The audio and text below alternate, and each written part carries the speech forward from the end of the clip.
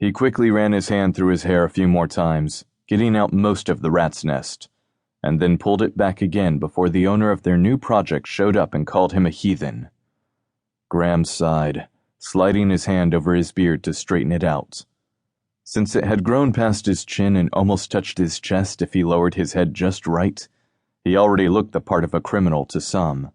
Add in the ink covering his body and the piercings only those in his bed could see, and he didn't fit the ideal image of a businessman that the caliber of people who wanted to work with their business expected.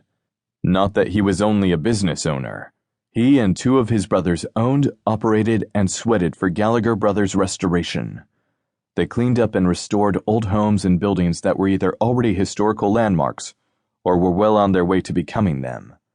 It wasn't the easiest work in the world in Colorado since it was a relatively new state compared to those out east. To put it more simply, the buildings weren't as old in Denver as they were where the first colonies had settled, like Delaware, Pennsylvania, or the Carolinas. But in the past decade, he, Owen, and Murphy had never lacked for work. Their other brother, Jake, worked with them at times as well, though he had his own life with his artwork and never seemed to want to butt in.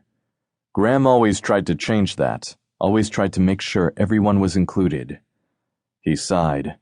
One of the perks of being the oldest brother was apparently an ulcer, since he worried over his family so freaking much. And now he was standing in the middle of a monstrosity of a mansion, and not in the mood to deal with the legalities and politics that came with this particular job. Hence why he needed the cigarette, beer, and a willing woman. Let me guess, you woke up, showered, and put on the cleanest jeans you own, but didn't bother to make a cup of coffee. I mean, why would you when you figure I'll bring you some?